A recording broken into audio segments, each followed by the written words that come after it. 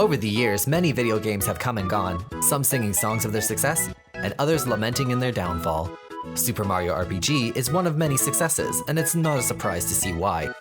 Hello everyone, my name's the Casa Puppy, and today, let's talk about Super Mario RPG, The Legend of the Seven Stars. Having released in March of '96 in Japan and May of '96 in America, Super Mario RPG, developed by the joint collaboration of Squaresoft and Nintendo, was an interesting idea. It took two different genres and blended them together almost perfectly. You have the platforming and Mario World aesthetic that is present in most main game titles. And on the flip side, you also have a fun turn-style battle system that you would see in your classic JRPGs, such as Final Fantasy. But to make this game seem different from Final Fantasy and have that Mario charm, Squaresoft decided to spice it up a bit. The way the battle system works in this game is as such. You choose an attack or skill and watch as the battle plays out. But that's not where it ends. The game has an interesting mechanic called timed hits, which allows you the chance to hit the corresponding button you use to select the attack and deal out extra damage. Be it from a normal attack action or using Mario's super jump ability, there are many attacks that have a timed action, and it's well worth it to figure out what works best for you. To add on top of timed hits, there is also timed blocks. You can do this when the enemy begins to attack, and it adds a level of skill to the player in terms of timing your actions and blocking accordingly. The only instant the timed block doesn't work is when the enemy uses a magic spell such as a fire or ice attack, but skills that are a physical type are still blockable. The game even added a cool gimmick for the items in this game called Freebie.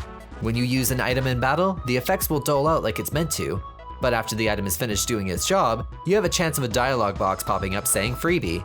What this does is it gives you the effect of the item without actually consuming it, meaning you can use it again at a later point in the game. The way the battle system plays out is very well planned and works together with the actions of the heroes. It makes it feel like your skill is something that factors into your overall gameplay and adds a sense of depth to an already enjoyable battle style. And let me note that having Geno makes battles easier than they really are, since if you time his boost properly, not only do you get an attack boost, you also get a defense boost, which makes it harder for the enemies to kill you. And adding Peach into the mix, you get an overpowered AoE heal that costs literally nothing, making it next to impossible to game over.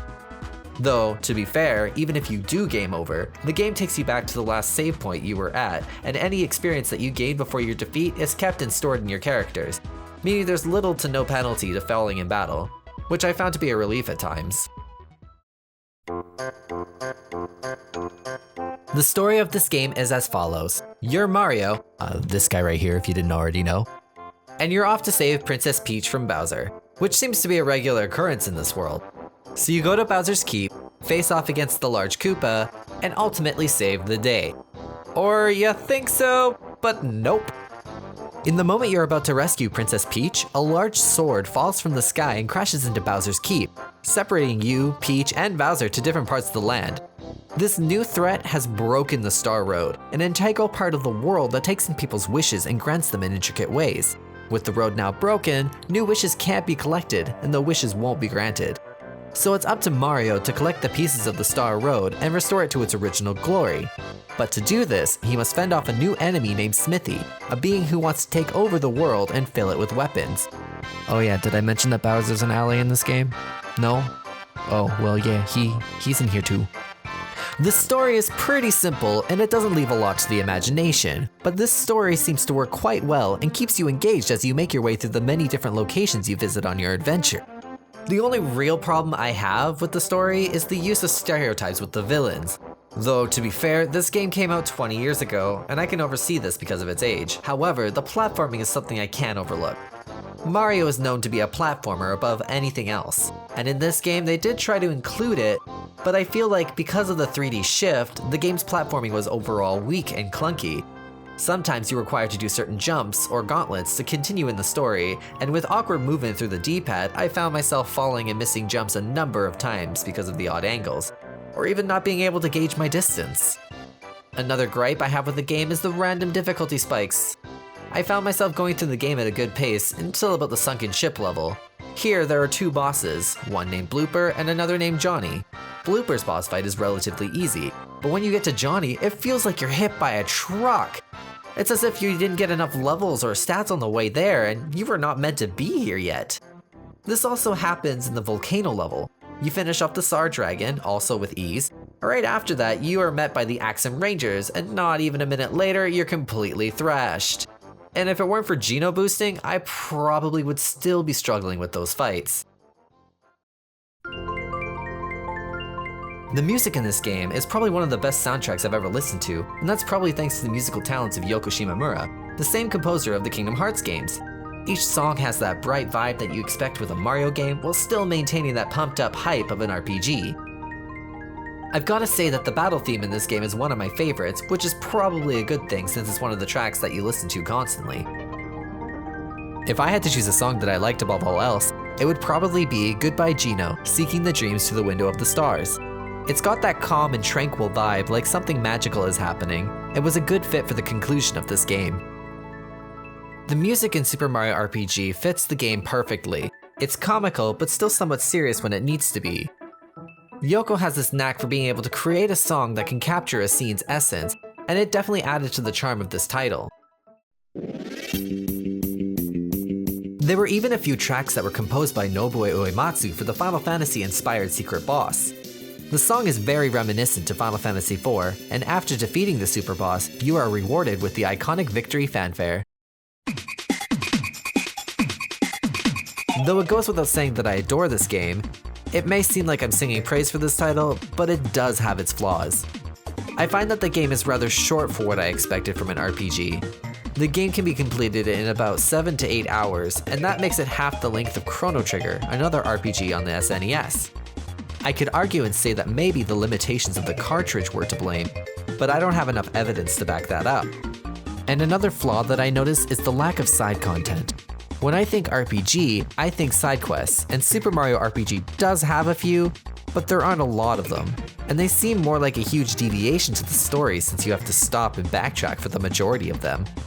The side quests didn't seem worth it and were easily forgotten as you passed your way through the story.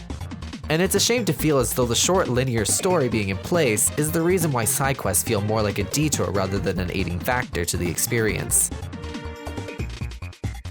Super Mario RPG is a classic, and as we begin to celebrate its 20th year, I can only say that this game, though often simple and corny at times, it's the type of game that I can see myself coming back to time and time again.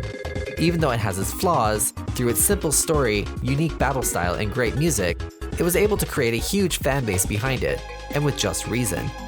If I had to give this game a rating, it would be high up there, but the purpose of this review is to point out its pros and cons.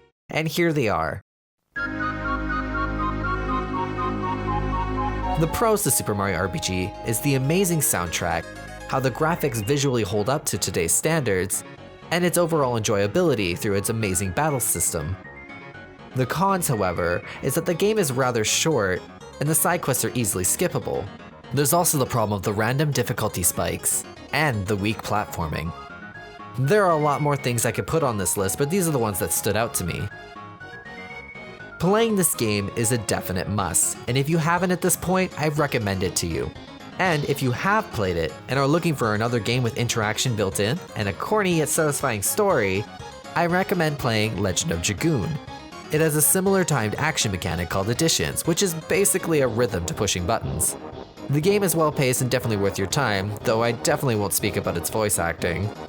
But I definitely recommend playing it. That about sums up my review of Super Mario RPG.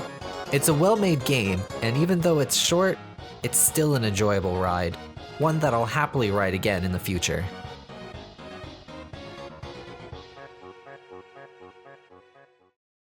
Hello everyone, I'm the Casa Puppy, and thank you for watching this video. If you like what you saw, please like and subscribe. And if you want me to talk about anything else on the channel, please comment below and I'll take it into great consideration.